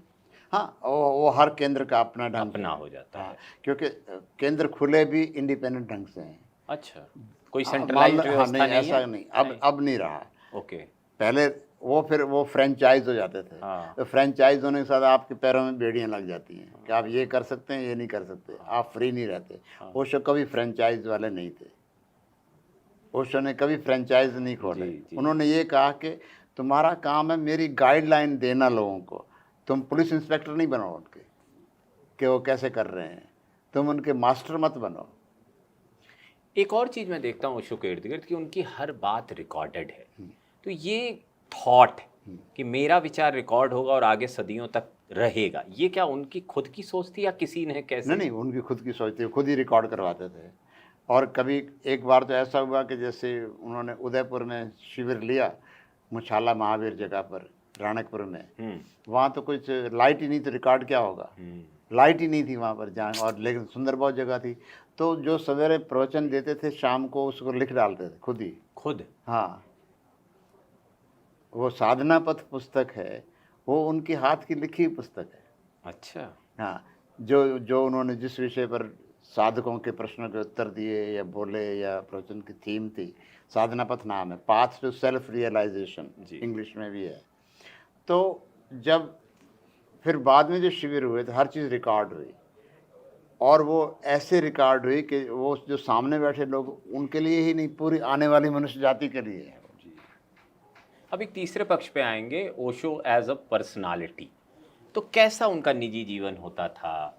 क्या, जैसे आपने कहा चाय बहुत पसंद थी, तो क्या था उनका निजी जीवन, डेली रूटीन? और जहाँ तक मैंने देखा है कि एक्चुअली अभी उनको जो उनके जो खाना बनाने वाले लोग हैं अभी भी देहरादून में रहते हैं। अच्छा। माँ मुक्ति है, माँ दिव्या है, हाँ। जो उनकी यात्राओं के समय, पूना के समय राजकोट से हैं वो दोनों, वो खाना बनाती थी। और सिंपल थाली खाना मैं देखता था, दाल चावल और रोटी, ऐसा कुछ विशेष नहीं था। पर इतना मुझे पता, टाइम का पता है मुझे। जैसे सवेरे उन्होंने चाय पी ली, कुछ साथ में ड्राई फ्रूट या कुछ ले लिया, और फिर 11:30 बजे के आसपास उन्होंने लंच कर लिया। फिर 12 बजे से 2 बजे तक वो सो गए, विश्राम किया। जी। फिर 2 बजे उठ के फिर अपना पढ़ाई करना शुरू किया किताबों का। और ऐसे ही फिर सूर्यास्त के पहले खाना खा लिया, सादा। जी। और फिर 2 घंटे उनका प्रवचन होना है। वेजिटेरियन थे? हाँ, वो? वेजिटेरियन। अच्छा। 7 से 8:30 तक, 9 तक प्रवचन होगा उनका। वो हर रोज़ होता था, जी। या दर्शन होता था। हाँ। या तो संन्यास देते थे, दर्शन देते थे, या प्रवचन देते थे। अब ये जो संन्यास देने वाली आप बात कहते हैं, क्योंकि हिंदू धर्म में उन्होंने लाखों हाँ, की वो संन्यास देने के हम देखते हैं, क्या वो कैसे संन्यास देते थे, उसकी प्रक्रिया क्या होती थी? माला पहनाते हुए, हाँ। और आपके तीसरे नेत्र को स्पर्श करते थे ताकि आपको उसका स्मरण रहे। ये जो तीसरा नेत्र है ना, ये आपकी इनसाइट को जगाता है। ये 2 आंखें तो बाहर देखती हैं, बिल्कुल। आउटसाइड हैं, ये बाहर से परिचित होती हैं। ये तीसरा नेत्र जो है ना, ये आपको इंट्यूशन देता है, इनर साइट देता है आपको। जब ये 2 आंखों से हम अपनी ऊर्जा को समेट लेते हैं, बाहर नहीं जाने देते, तो ये इस केंद्र को, जो 2 आंखों के मध्य का केंद्र है, शिव नेत्र है, उसको ऊर्जा मिलनी शुरू होती है। और जितने आप आंख बंद रखेंगे, और आज के ज़माने में तो बहुत मुश्किल हो गया, मोबाइल, ये वो, कंप्यूटर्स, तो वैसे ही आपकी आंखें ड्रेन्ड हो जाती हैं बाहर के मोबाइल देखकर। तो ये बहुत ज़रूरी है, क्योंकि आपके भीतर 6 चक्र और हैं। मूलाधार, जी। स्वादिष्ठान, ये नाभि वाला केंद्र, अनाहत, ऐसे जो चक्र हैं, उससे गुजरने के बाद आप 6वें चक्र पे आते हैं। जी। और 6वां चक्र एक प्रकार से दहलीज पर आप आ गए। उसके बाद तो ब्रह्मरंध्र है, फिर तो हाँ। 1000 पेटल लोटस। जी, या सहस्त्रार। सहस्त्रार चक्र है। सहस्त्र चक्र के पहले की जो घटना है, उसके नीचे आपकी पूरी इंडिविजुअलिटी है, ऊपर ब्रह्म है। तो आप दहलीज पर आ गए। तो ये यहाँ तक आप अपनी ऊर्जा को आप वो कर सकते हैं, अलाइनमेंट कर सकते हैं। जब दहलीज पर आ गए तो फिर आप वहाँ झुक जाते हैं परमात्मा के आगे। जब आप एक लाइन में आ गए, आपके भीतर संतुलन हो गया 6 चक्रों का, तो फिर आप परमात्मा के आगे झुकते हैं। फिर उसके बाद उसका प्रसाद बरसता है। लेकिन उसकी पात्रता जुटानी होती है कि इस चक्र पर तो आओ पहले। हाँ। तो ये जो यात्रा है कि आप मूलाधार से ऊपर उठकर इन चक्रों से गुजरते हुए पहले यहाँ तक आओ। तो अगर आप भगवान शिव का शिव सूत्र पढ़ेंगे या तंत्र सूत्र पढ़ेंगे, विज्ञान भैरव तंत्र पढ़ेंगे, तो पार्वती जब पूछती है उनसे कि मैं कैसे ये रियलाइज़ करूं, तो वो यही तो बताते हैं। अब जब ओशो ने उसको दूसरी भाषा में बोला, संभोग से समाधि की ओर, तो वो जो संभोग की ऊर्जा है वही अंतर्मुखी हो के ऊपर 6 चक्रों पर जाती है। वो कुंडलनी की यात्रा है। कुंडलनी इसलिए कहते हैं कि कुंडल मार के पड़ी है, सांप की तरह। तो आप उस पर चोट करते हैं, और ओशो ने चोट करने का माध्यम दिया, हु हु, सक्रिय ध्यान में। वो सीधा नाभि से नीचे तक उसकी ध्वनि जाती है। अच्छा। ये महामंत्र है हु का।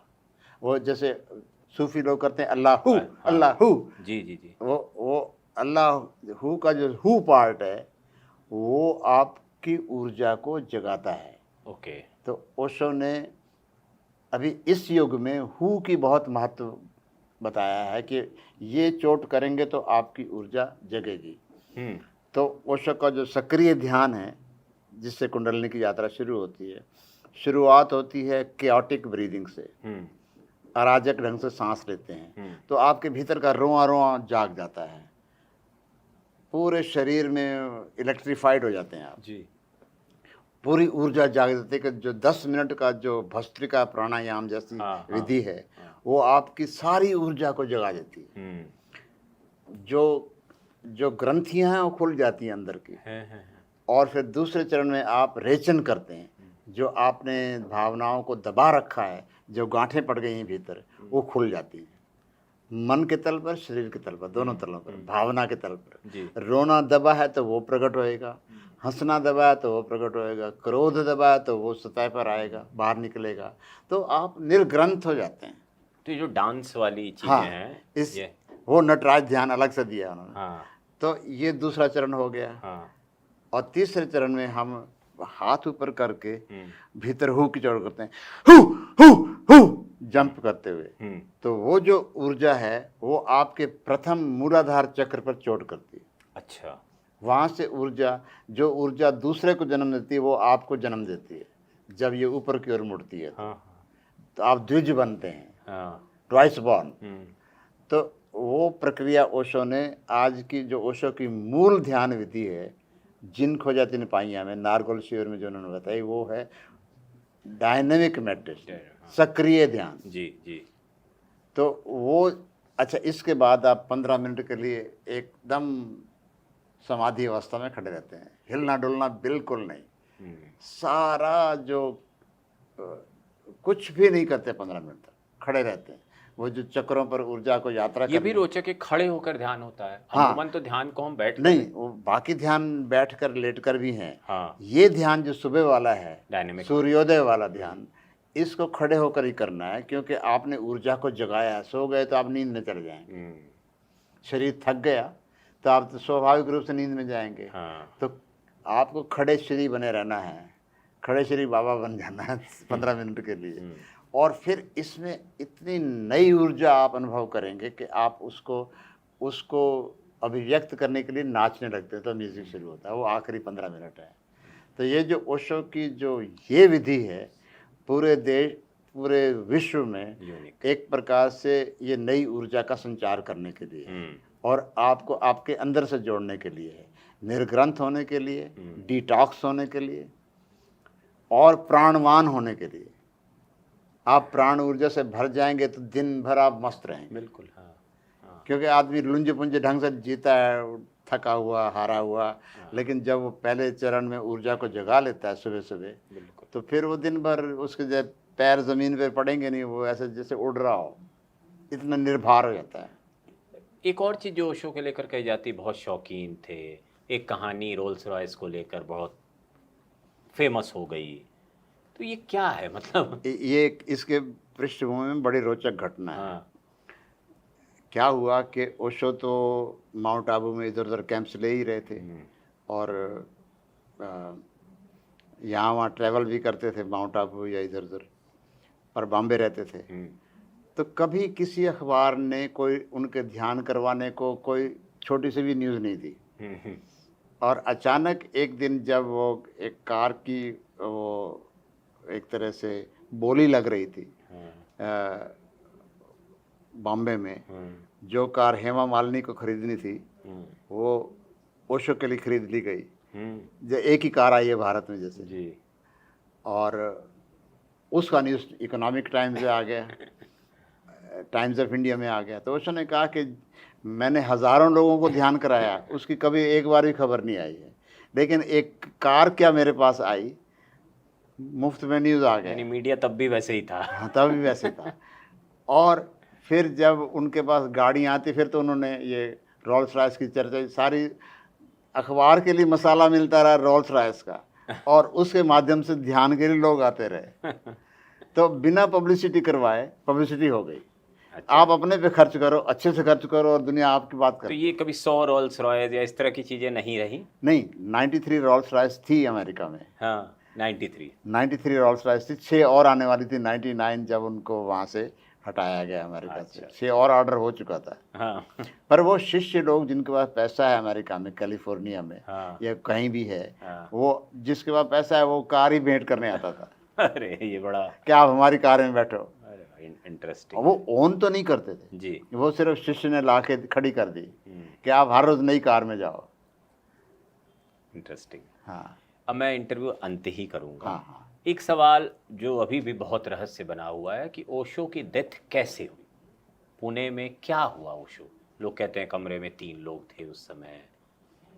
क्या हुआ था जब, और कैसे आप लोग आश्रम में जहाँ रहे? तक उनका जो वर्षन है ओशो का, एक तो ये है कि ओशो कहते थे कि मैं 10 साल और जी सकता था, लेकिन जो अमेरिका में मुझे पॉइजन दी गई उसका जो धीमा असर है वो मेरे शरीर को नुकसान पहुंचा रहा था। उन्होंने खुद कहा, जो अमेरिका में थेलियम जहर दिया गया ओक्लाहोमा की जेल में, ओक्लाहोमा जगह का नाम था, वहाँ जो अनडिटेक्टेबल, जिसको डिटेक्ट नहीं कर सकते आप, हाँ ऐसा जहर दिया गया, और थेलियम कहते हैं उसको। हाँ। उसके कारण अंदर ही बहुत सारी चीज़ें गड़बड़ होना शुरू हो तो गई। ये अफवाह वहीं छोड़े कि ओशो ने आत्महत्या कर ली थी? नहीं, ये तो बहुत लोग लिखने वाले तो कुछ भी हाँ लिखते हैं। मतलब, आत्महत्या वो तो आत्मजीवन दे रहे हैं, आत्महत्या के हाँ, खुद मतलब, को क्या वो जीवन का स्वीकार करते हैं हाँ वो। लोग ये कहते हैं जैसे अब उनका जीवन बचा नहीं था तो उन्होंने कहा खत्म कर लो। नहीं नहीं, हाँ। ऐसा वो इस, क्योंकि अब मान लो अगर CIA कुछ कर रहा हो, हाँ। तो वो भी एक कहानी नैरेटिव बना देगा। वही बात है। अब जैसे आजकल ट्रंप की बात हो रही है कि वो मरने जा रहे हैं, तो वैंस हथियाना तो चाहते जैसे हैं। ये असर जब उनको पता लगा तो हाँ, तो फिर यहाँ पूना में आने के बाद हाँ। उनके रक्त और केश और ये लंदन की हार्ली स्ट्रीट के पास भेजे गए। वहाँ डॉक्टर की एक गली है डॉक्टरों की जो इन्हीं चीज़ों पर शोध करते हैं। जी। वहाँ से पता लगा कि इनको थेलियम जहर मिला है और मिलाया गया है, और उसका असर 2-3 साल बाद ही होता है। ओके। इतना धीरे धीरे होता है, पता भी नहीं लगता, ढूंढने से भी नहीं मिलती वो। तो उन्होंने 10 अप्रैल 89 को कहा कि आज से मैं बोलना बंद कर रहा हूँ, क्योंकि मुझे पता है कि उनकी नाभि केंद्र पर कुछ हुआ। नाभि केंद्र से जैसे योगी को ना पता लग जाता है जी। कि जब माँ के गर्भ में होता है बच्चा तो नाभि से जुड़ा होता है, नाभि कटती है बाहर आने के लिए। और ऐसे ही जो जागृत पुरुष है, योगा में जिसकी गति हुई है जी। वो जानता है कि जब उतने जितना समय वो गर्भ में रहा था उतने समय के बाद उसकी डेथ हो जाएगी। तो योगी को 9 महीने पहले पता लग जाता है अपनी डेथ का। जी। और एक और भी उन्होंने बात कही, अक्सर कही ओशो ने, कि जब आप नोज़ के अगले हिस्से को देखते रहते हैं, जब तक दिखता रहेगा तब तक आप जिंदा हैं। जिस दिन दिखना बंद हो जाए तो समझो कि आप 6 महीने में मरने वाले हैं। जैसे हम देख पा रहे हैं कि आगे टिप ऑफ द नोज जी जी दिख रही है। जिस दिन दिखना बंद हो जाए समझो कि आपकी पुतलियाँ ऊपर चढ़ रही हैं। ओके। अब आप वो नीचे नहीं देख पा रही हैं, इसका मतलब आप जाने वाले हैं। तो योगी को पहले पता लग जाता है जी। तो उन्होंने 10 अप्रैल 89 को कहा कि अब मैं प्रवचन बंद कर रहा हूँ, ये मेरी नई फेज शुरू हो रही है, अब मैं बोलूँगा नहीं, मेरी ऊर्जा को मुझे संरक्षित करना है क्योंकि जाने का समय आ गया। तब उन्होंने अपनी पुस्तकों के शीर्षक शब्द कहना शुरू कर दिया, थोड़ी देर रुकूंगा, पुकारूंगा, चला जाऊंगा, इस तरह के शीर्षक आने शुरू हो गए। इधर से गुजरा सलाम करता चलूं, ऐसे शीर्षक आए 9-10 किताबों के जिसमें वो जाने की बात कर रहे हैं, खुद ही बात कर रहे हैं। आप लोग को ये सब आभास हो रहा था? नहीं हो रहा था ना, क्योंकि हम तो पोइट्री की तरह देखते हैं उसको। तो लेकिन करीब 2 महीने पहले शरीर छोड़ने के उन्होंने अपनी समाधि की रचना करवा ली, कंस्ट्रक्शन करवा ली कि कहाँ मेरा शरीर, मेरी अस्थियाँ रहेंगी, जो हाँ। खुद उस रूम में रह के भी देख लिया, और क्या शब्द लिखने समाधि पर ये भी दे दिया, नेवर बॉर्न नेवर डाइड, उनके दिए हुए शब्द हैं। तो और वो 19 जनवरी 1990 को 9 महीने होते हैं पूरे। जितने समय वो गर्भ में रहे होंगे उतना ही समय उन्होंने शरीर छोड़ने की तैयारी की। तो क्या रात को 9 9 सवा 9 शायद ऐसा कहा जाता, हार्ट अटैक क्या हुआ था? रात को नहीं हुआ नहीं। था, वो तो सुबह ही गए हैं। अच्छा। मतलब सुबह ऐसे घोषणा तो 5 बजे की गई है, उस बारे में मुझे कुछ पता नहीं है कि जी। 5 बजे का टाइम सही बताया कि नहीं बताया। लेकिन उनके निजी डॉक्टर ने 5 बजे आके बताया कि उन जो नब्ज चेक कर रहा था उसने बताया कि अब वो, मैंने ओशो से ये कहा कि दिस इज इट ना, आप जाने वाले हैं। तो उन्होंने कहा ठीक है। तो उन्होंने कहा मैं कुछ करूं आपके लिए इसको करने के लिए? तो उन्होंने कहा नहीं, existence decides this time, existence खुद समय तय कर दीजिए, जो क्षण लिखा है उसको मुझे उसमें जाने दो चुपचाप, तुम उसमें बाधा मत बनो, रुकावट मत बनो। तो ये बोधपूर्ण शरीर से मुक्त होना है। ऐसा होता है जी। बुद्ध के समय में ये हुआ था कि बिहार में किसी ने कुकुरमुत्ता की सब्जी बना के, पॉइजनस जी जी थी मशरूम, वो सब्जी बनाई थी और उनके शरीर पर असर हुआ उससे।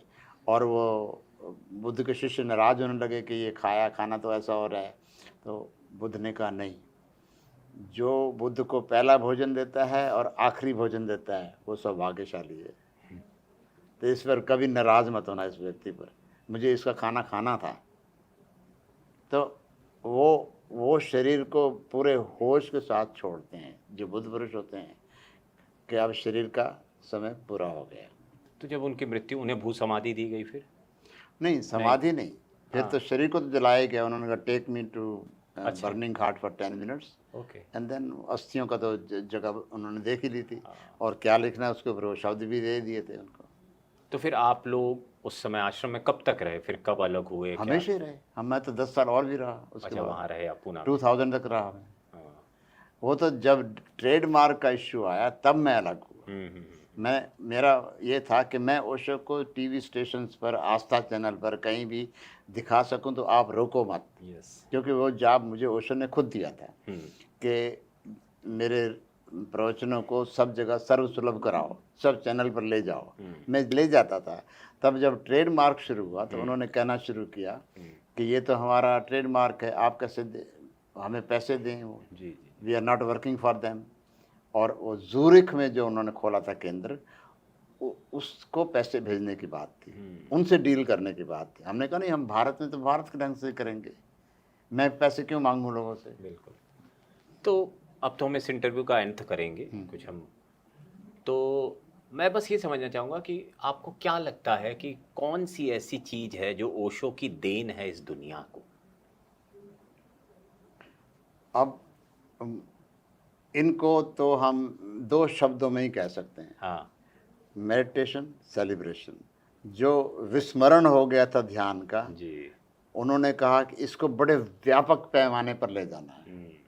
और आने वाले जो वर्ष है मनुष्य जाति के बहुत संकट वाले हैं, जैसे आज हम संकट में बैठे हैं। तो अगर व्यापक पैमाने पर ध्यान की प्रसारण नहीं होता है तो एक तरफ विक्षिप्त राजनेता हैं जो इस जगत का सत्यानाश करेंगे, दूसरी तरफ बहुत कम ध्यानी लोग हैं, तो संतुलन बिगड़ चुका है। तो उन्होंने कहा कि आप आने वाले 50 वर्षों में ये अनुभव करेंगे कि एक तरफ विक्षिप्त राजनेता अपना उपद्रव कर रहे होंगे और तुम लोग बहुत कम होगे, तो अभी ध्यान करना शुरू करो तुम।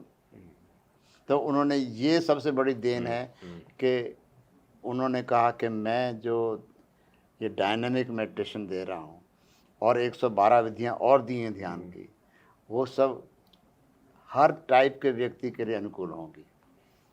जैसे आपको विपස්සना पसंद है तो आप विपස්සना चुन सकते हैं, किसी को नटराज की तरह नाचना पसंद है तो वो चुन सकता है, नाद ब्रह्म पसंद है किसी को तो नाद ब्रह्म कर सकता है, ऐसे किसी को सूफी वर्लिंग पसंद है तो वो कर सकता है। तो ये उनका अनुदान है।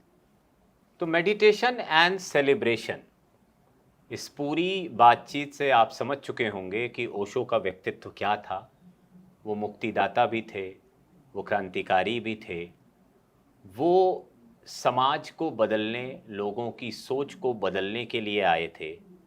उनकी इस पृथ्वी पर जितनी भी अवधि थी, उसमें उन्होंने जो कार्य किए हैं वो आज तक जिंदा है और शायद आने वाले 100, 200, 500 सालों तक जिंदा रहेंगे, क्योंकि उन्होंने मानव स्वभाव, मानव बेड़ियों पर काम किया। धर्म और आध्यात्म की दुनिया बहुत बड़ी है और उसमें ऐसे महापुरुषों के आने से कहीं ना कहीं धर्म और आध्यात्म दोनों को विस्तार मिलता है। आज जब हम इन परिभाषाओं को समझना चाहते हैं तो हम गुरुओं के पास जाते हैं। ओशो को पढ़ने वाले ये मानते हैं कि वे उन्हें एक अवस्था तक तो ले जाते ही हैं। ये भले बात है कि बहुत सारे लोग ओशो को अब सशरीर फॉलो नहीं कर पा रहे हैं, लेकिन फिर भी जो उनके विचार हैं, उनकी पुस्तकें, 600 से ज़्यादा पुस्तकें हैं, उनको पढ़कर आप एक जागृत अवस्था तक तो पहुंच ही सकते हैं। हमने कोशिश की स्वामी चैतन्य महाराज जी के साथ कि हम समझ सकें ओशो क्या थे, ओशो तत्व क्या था, आचार्य रजनीश कौन थे, भगवान कौन थे और उनका पूरा जीवन कैसा रहा। उम्मीद है आपने ये साक्षात्कार यहाँ तक देखा होगा और आपको अगर अच्छा लगा, आपके कोई सवाल हैं, कमेंट हैं, तो आप बिल्कुल भेजिए। मैं कोशिश करूँगा मैं स्वामी जी से उसका उत्तर भी दे सकूँ। ओशो से आप कहीं भी जुड़ सकते हैं। आपके मोहल्ले की दुकान पे उनकी किताबें होंगी, आपके शहर में कोई ना कोई उनका कोर्स चल रहा होगा, और नहीं तो पूना है, दिल्ली है, इन सब जगहों पे जाके ओशो से जुड़ा जा सकता है। आज के युवाओं को ओशो से जुड़ने की ज़रूरत भी है, क्योंकि धर्म को लेकर बहुत द्वंद्व भी है। धन्यवाद।